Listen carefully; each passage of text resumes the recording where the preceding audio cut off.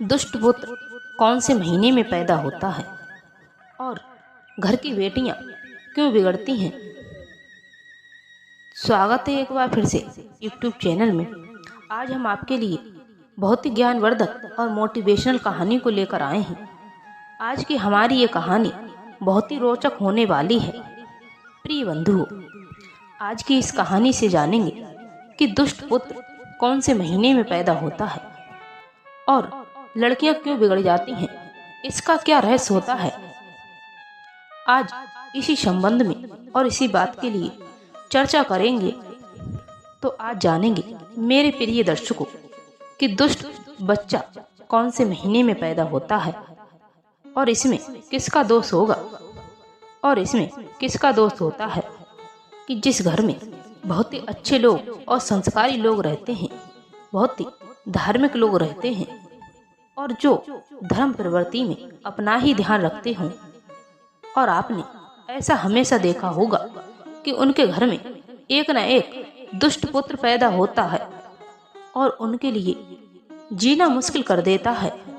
तो प्रिय दर्शकों, आइए जानते हैं ऐसा क्यों होता है और इसमें किसका दोष होता है। तो यही जानने के लिए हमारी वीडियो को बिना स्किप किए अंत तक जरूर सुनना। और जानते हैं माता का दोष होता है या फिर पिता का दोष होता है।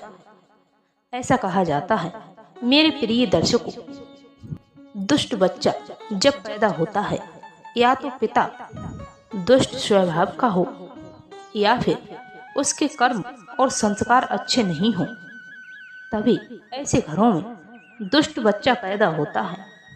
या फिर उसकी माता व्यभिचारिणी हो या चरित्रहीन हो, बच्चन स्त्री हो, तो ऐसे घरों में दुष्ट पुत्र पैदा होता है।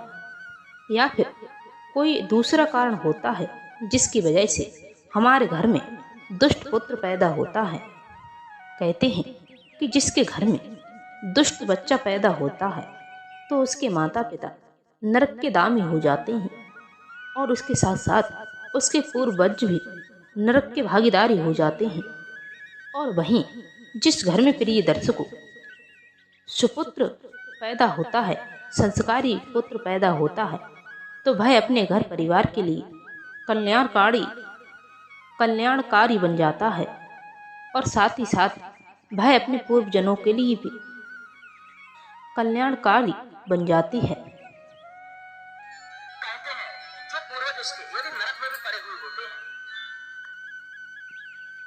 और कहते हैं कि वह अपने पूर्वजनों का भी कल्याण कर देती है और उद्धार कर देती है। कहते हैं कि वो अगर किसी नरक में भी पड़े हैं तो उससे भी उन्हें उद्धार कर देती है। सुपुत्र संतान के होने से नरक पूर्वजनों का भी उद्धार हो जाता है। जिस प्रकार से भागीरथ के आने से उनका पूर्वजनों का उद्धार हो गया था, जैसे कि भागीरथ ने माँ गंगा को लाकर अपने पूर्वजनों का उद्धार किया था, ठीक इसी प्रकार हमारे अच्छे संतान से हमारे घर परिवार और पूर्वजनों का भी कल्याण हो जाता है। आइए प्रिय दर्शकों, इसी संबंध में मैं लड़कियों के बारे में भी समझाती हूँ। आखिर लड़कियाँ क्यों बिगड़ जाती हैं और इसमें किसका दोष होता है। आपने देखा होगा कि जिस घर की बेटियां बिगड़ जाती हैं तो वह अपने माता पिता का सिर नीचा करवाती हैं और समाज में अपने माता पिता को लज्जित करवाती हैं और स्वयं भी कलंकित हो जाती हैं और वह समाज में मुंह दिखाने लायक नहीं रहती हैं। फिर भी ऐसी लड़कियां अपने आदतों से बाज नहीं आती हैं और समाज में निर्भय होकर के घूमती हैं। तो कहते हैं मित्रों, ऐसी लड़कियों की शादी करना बहुत ही मुश्किल हो जाती है और ऐसी लड़कियां अपने मायके में अपने माता पिता के लिए अपमानित करती हैं और उन्हें समाज में कहीं मुंह दिखाने लायक नहीं रखती हैं। उनकी इज्जत मिट्टी में मिला देती हैं और ऐसे में जब वह अपने ससुराल में जाती है तो वह अपने सास ससुर के लिए और अपने पति के लिए कलंकित कर देती है और उन्हें अपमानित कर देती है और उन्हें समाज में जीने के लायक नहीं छोड़ती है। तो प्रिय बंधु, अगर आपने हमारे चैनल को अभी तक सब्सक्राइब नहीं किया है तो हमारे चैनल के लिए सब्सक्राइब अवश्य कर दें और साथ ही बेल आइकन को भी ऑन कर देना, ताकि हम प्रिय बंधु आपको ऐसी ही ज्ञानवर्धक कहानियाँ रोज लाते रहें और आपके पास सबसे पहले पहुंच सके, ताकि इस वीडियो का लाभ आप भी उठा सके। आइए जानते हैं प्रिय दर्शकों कि आखिर इसमें दोष किसका होता है। किसी के घर में दुष्ट पुत्र जन्म लेता है या फिर लड़कियां क्यों बिगड़ जाती हैं, इसमें माता पिता का दोष होता है या फिर किसका दोष होता है, या फिर इसके कारण या फिर इसके पीछे कोई और कारण है। तो आइए प्रिय दर्शकों जानेंगे इसी कहानी के माध्यम से कि आखिर दुष्ट बच्चा कब पैदा होता है और लड़कियां क्यों बिगड़ती हैं। और आपसे निवेदन है कि आप हमारी इस कहानी के लिए शुरू से लेकर अंत तक जरूर सुनें और वीडियो की समाप्ति होने तक आप हमारे चैनल पर हमारे साथ बने रहें। और आप हमारे वीडियो को बिना स्किप किए पूरी सुनते हैं तो आपको पूरी जानकारी प्राप्त होगी। अगर आपने भूल से भी हमारी वीडियो को आगे बढ़ा दिया तो आपको पूरी जानकारी नहीं मिल पाएगी। और ये बात आप बहुत ही अच्छी तरीके से समझते हैं कि अधूरी जानकारी कभी भी किसी के काम नहीं आती। तो आइए प्रिय दर्शकों, आपका ज़्यादा समय न लेते हुए इस छोटी सी कहानी के माध्यम से जानते हैं कि घर में दुष्ट बच्चा कब पैदा होता है, यानी कि दुष्ट पुत्र कब पैदा होता है और लड़कियां क्यों बिगड़ जाती हैं।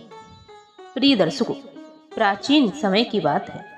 मृत्यु में एक सौभाग्यशाली एक कन्या उत्पन्न हुई थी, जिसका नाम विनीता रखा गया था। वह अपने पिता के कार्यों को देखती थी और खेल के मामले में उन्हीं का अनुकूल किया करती थी। और एक दिन खेलते हुए वह जंगल में जाती है और अपने साथ में सखियों को भी ले जाती है और घूमने के लिए वन विहार करने के लिए सखियों के साथ निकल पड़ी। और विनीता ने अपनी सखियों से कहा, आज मैं वन में घूमूंगी और देखूंगी और वहीं पर मौज उड़ाऊंगी। और जब वह वन में गई तो वहां पर जाकर उसने देखा कि एक गीत की ध्वनि उसके कानों में आ रही है। तो प्रिय दर्शकों, विनीता ने चारों ओर देखा और उसने क्या देखा कि एक गंधर्व कुमार है और उसका नाम सुशंक है और वह बहुत भारी तपस्या में लगा हुआ है और वह बहुत ही भारी तपस्या में लीन है। यह दृश्य प्रिय दर्शकों विनीता ने देखा और वह उसके पास पहुंची और उसने देखा वह बहुत ही मनोहर लग रहे थे। प्रिय दर्शकों, विनीता ऐसे ही प्रतिदिन जाया करती थी और उन्हें सताया करती थी और वह उन्हें तंग करने लगी, दुष्व्यवहार करने लगी। और सुशंक जो था वह उसकी गलतियों के लिए रोज रोज क्षमा कर दिया करता था और कहता था, जाओ तुम यहाँ से चली जाओ, आखिर मुझे क्यों परेशान कर रही हो और तुम हमें क्यों सता रही हो, आखिर मुझे क्यों दुख दे रही हो। मैं भगवान की तपस्या कर रहा हूँ और मुझे तपस्या करने दो, मुझे भगवान के ध्यान में लीन रहने दो। और तुम मेरे ध्यान के लिए भ्रमित क्यों कर रही हो, मेरे शरीर के लिए कष्ट क्यों पहुंचा रही हो। और वह उसके ऐसे कहने पर वह बालिका जो थी, यानी कि जो कन्या थी, वह गुस्सा हो जाती है और बेचारे उस तपस्वी के लिए मारने लगती है और रोज जाकर के उस सुशंक के लिए पीटने लगती थी और रोज उसे कष्ट पहुंचाती थी। एक दिन सुशंक उसके यह बर्ताव देख करके भय क्रोध से उठा, कहने लगे, हे कल्याणकारी, मारने पर लात मारते हैं, ना कि किसी को गाली देते हैं, और यही धर्म की मर्यादा है। और ऐसा कह करके भय सुशंक जो तपस्वी था और क्रोध से और पाप करने वाली वह कन्या से क्रोध से नमृत हुआ और उसे एक अबला स्त्री समझ करके बिना कुछ दंड दिए ही वहां से वापस चला गया।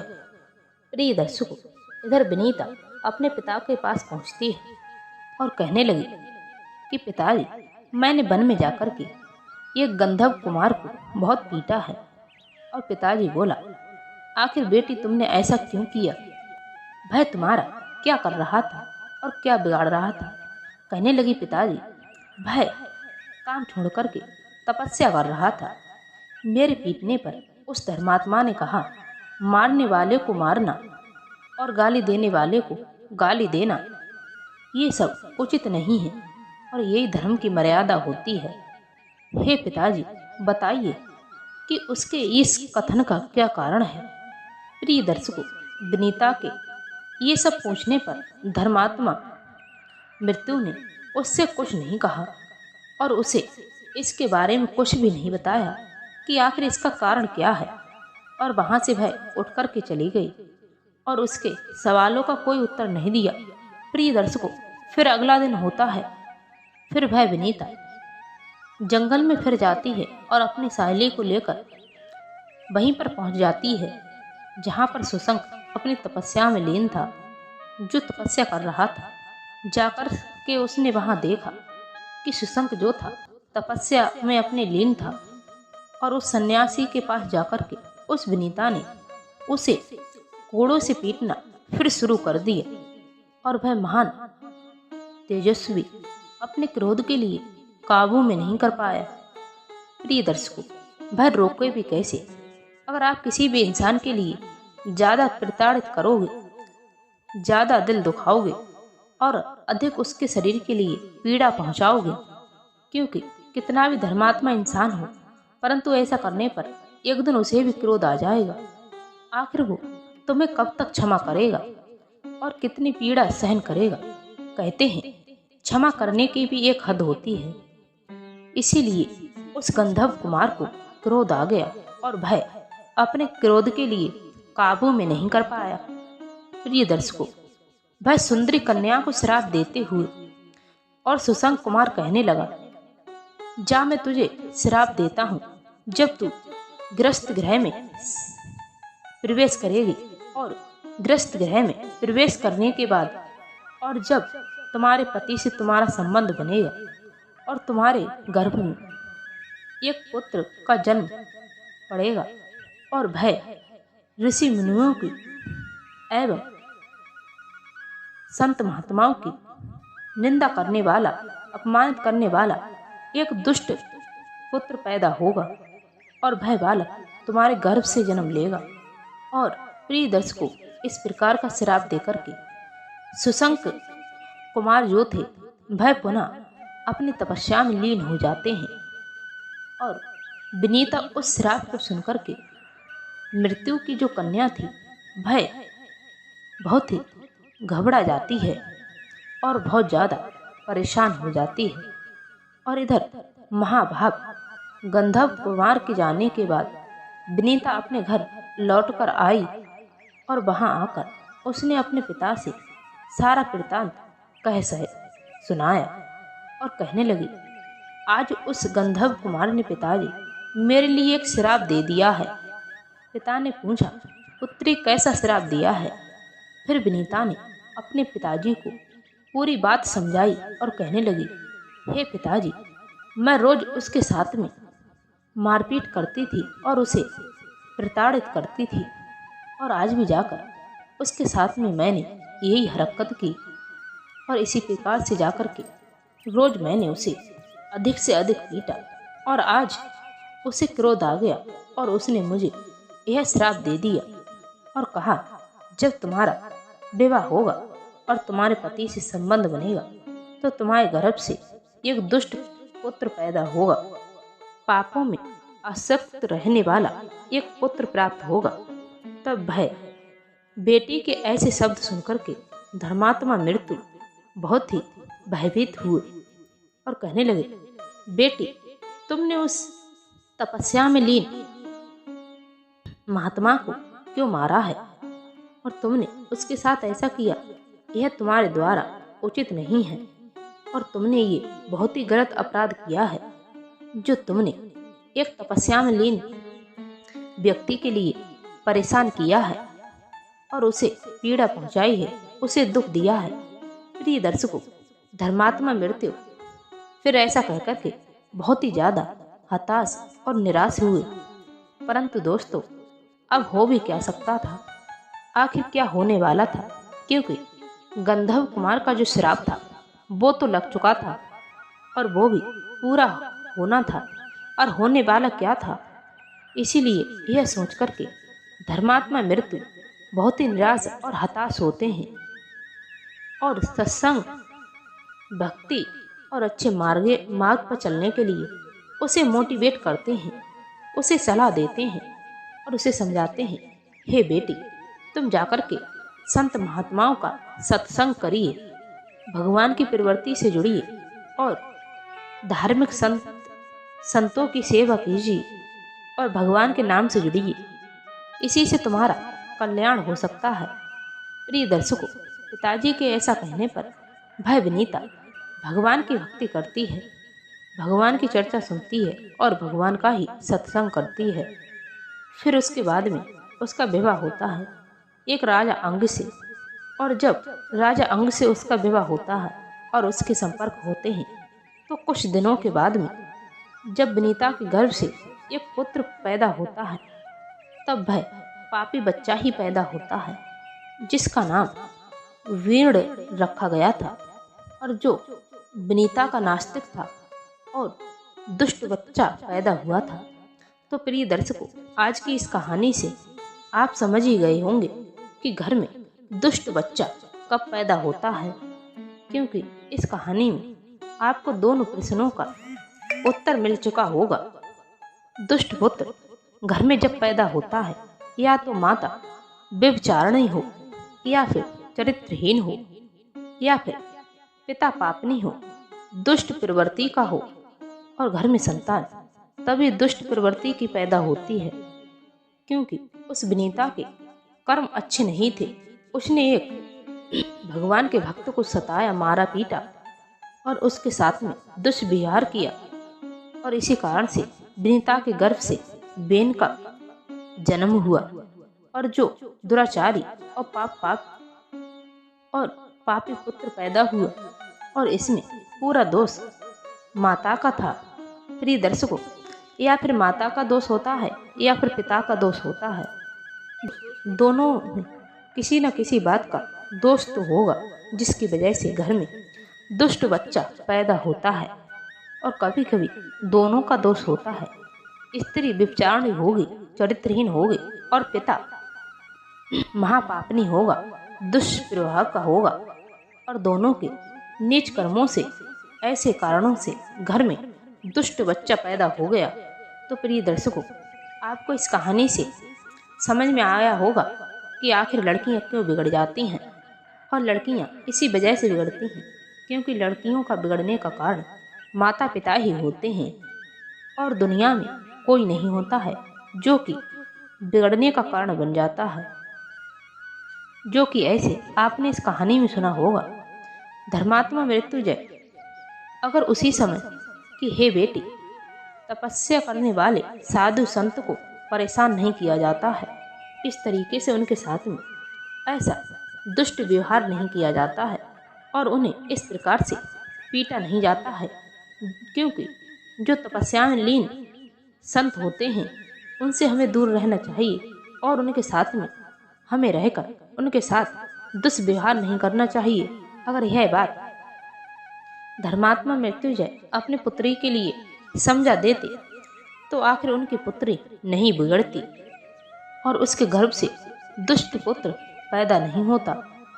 तो प्रिय बंधु, लड़की अगर बिगड़ती है तो उसमें उसके माता पिता का ही दोष होता है, क्योंकि हमारे पूर्व जन कहते हैं कि सबसे पहले बच्चों की जो गुरु होती है वह उसकी माँ होती है, क्योंकि बच्चा जो होता है वह एक कोरे कागज के समान होता है और माँ जिस रंग में उसे रंगना चाहे उसे रंग देती है, क्योंकि बच्चा तो एक सफ़ेद कागज के टुकड़े के समान होता है। अब उस पर हमें किस प्रकार का रंग चढ़ाना है, हमें उसे किस रंग में ढलना है, ये तो सब माँ बाप के हाथ में ही होता है, क्योंकि माँ ही उसे अच्छे संस्कार देती है और माँ उसे अच्छा इंसान बनाती है और माँ ही उसे डॉक्टर की सलाह देती है, डॉक्टर बनाती है, इंजीनियर बनाती है, आईएएस कलेक्टर बनाती है और डीएम एसडीएम बनाती है, मुख्यमंत्री बनाती है। या फिर प्रधानमंत्री बनाती है। और ये सारी शिक्षा देना केवल माँ के हाथ में ही होता है और ये सब माँ बाप ही सिखा सकते हैं। और दूसरी भूमिका पिता के हाथ में होता है कि बच्चे को कैसे संस्कार देने हैं। अगर जिस घर में माता पिता के ही अच्छे संस्कार नहीं हैं तो उसके बच्चे वो ही संस्कार सीखते हैं। जैसा माँ बाप का व्यवहार होता है उसके बच्चे भी वैसा ही व्यवहार करते हैं। तो आज की हमारी इस कहानी से क्या सीख मिलती है, कमेंट में अवश्य लिखकर बताना।